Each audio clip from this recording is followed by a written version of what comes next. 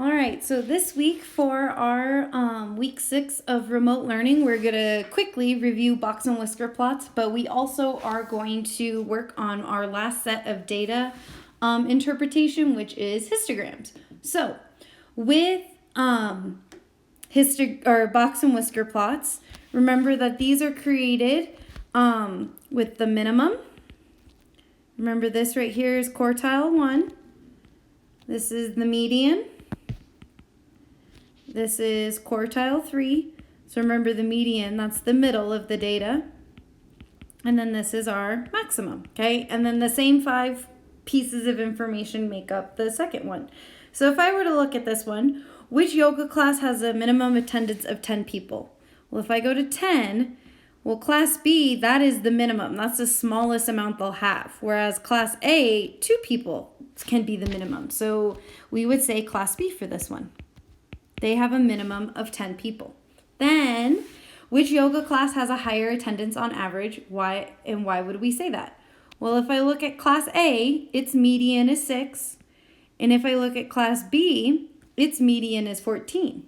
So I would say class B, because the middle of their data, their median is higher, right? That means at least half, 50%, have 50 people, or not 50, 14 people or more. I'm saying 50 because it's 50%, or there's 50% more who go than 14. So we would say class B would have the higher attendance, okay? So that is just our quick review on box and whisker plots. So like I said, our 5 number summary is minimum, quartile 1, median, quartile 3, and maximum. These are used for box and whisker plots. The mean is the average. So you add all the numbers.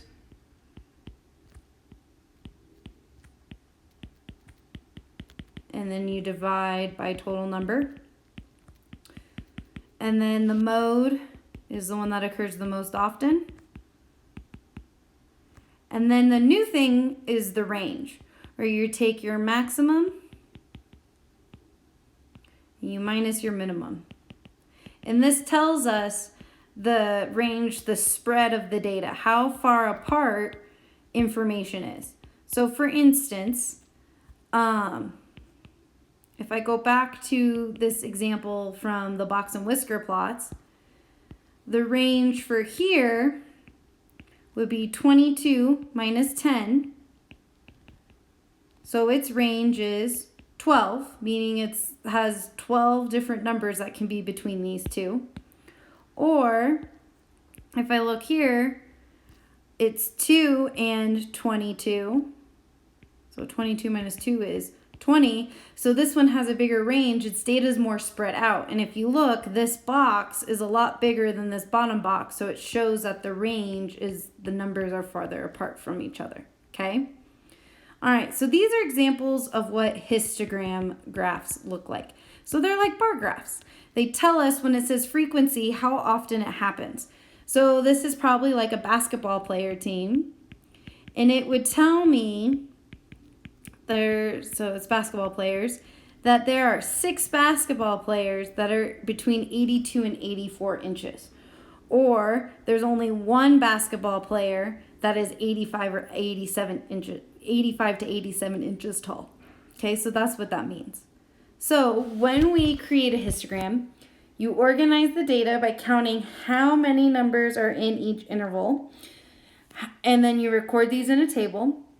You set up a number line, and then you draw bar heights with frequency. So we are going to do an example together. So a manager at Chick-fil-A is interested in the distance his employees travel to work each day. He asks each employee how many miles the store is from his or her home and received the following. So if you notice, these are the intervals, okay? And then this is all the data.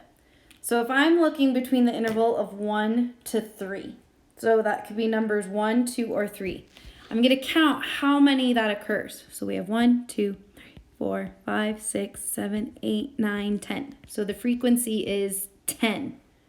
Then 4 to 6. 1, 2, 3, 4, 5, 6, 7, 8, 9, 10, 11, 12, 13, 14. 1, 2, 3, 4, 5, 6, 7, 8, 9, 10.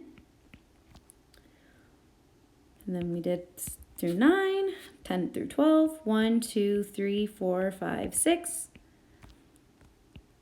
13 through 15. 1, 2, 3, 4, 5.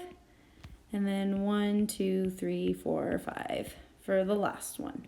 All right, so then the total is how you can add all those numbers up, and it'll tell you how many total people were interviewed or who work at this Chick-fil-A. So I'm just adding all these numbers up, and we had a total of 50 people, okay? All right, so we are going to create a histogram. Here, I'm going to change colors so it's easier to read. We'll do black for the table. So like I said, the intervals are already made. I have 1 to 3, 4 to 6, 7 to 9, 10 to 12, 13 to 15, and 16 to 18. And then the frequency, I need to get up to 14. So 1, 2, 3, 4, 5, 6, 7, 8, 9, 10, 11, 12, 13, 14. And then I'm just going to have it go up to here, 15. And this is the frequency. Frequency. There we go. Had a little typo here. So 1 to 3 was 10 people. So you draw a bar. So there's our 1 to 3. 1 to 6, 4 to 6 was 14. So again, I'm going to, and I'll zoom in a little bit. Draw a bar here, it goes up to 14.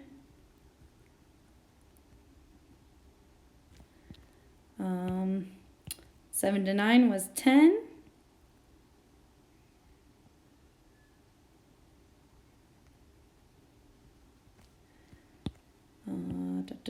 10 to 12 was 6 people.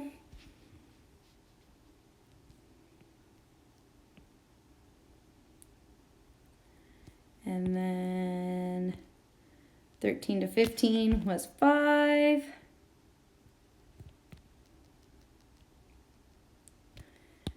And then our last one, 16 to 18, was also 5.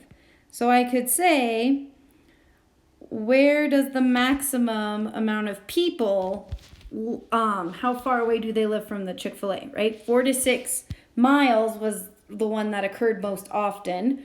Or I could say what intervals had the least amount of people. That would be 13 to 15 or 16 to 18. I could be how many, so let's ask a question like this. How many people lived less than 10 miles away? So if I look at this question here, well, here would be all that's less than 10, right? 1 to 9 miles. So this one had 10, this one had 14, and then this one here had 10. So if I add those together, so 10 plus 14 is 24 plus 10 is 34 people lived less than 10 miles away. Okay, so that's kind of how we read histograms. So again, our measures of spread tells us how far apart the data is. We use range. So let's say we're going to find the range here. Well, the maximum was 18 and the minimum was 1. So if we do 18 minus 1, that's 17, and that is the range. Okay, and we also could create still a box and whisker plot from this graph as well, but we're not going to. All right, so I'm going to do one more histogram example, and then that way you understand how a histogram works. So it says the scores on the tests were this as followed. Complete the company table. So we don't need the tally, we just got to do the frequency. So create a histogram. So between 40 and 49, we had 1, I think just 1. Yep, so 1. Okay, between 50 and 59. So we have 1 and just 1. Between 60 and 69. 1, 2, 3. between 70 and 79, 1, 2, 3, and then between 80 and 89, 1, 2, 3. All right, so let's say this is the frequency, and I'm going to count every other one as 1. So this is 1, this is 2, and this is 3. And let's say from here is 40 to 49. This one's 50 to 59. This one's 60 to 69. 70 to 79. And then the end here is 80 to 89. So here was just 1. This one was also 1. This one was 3.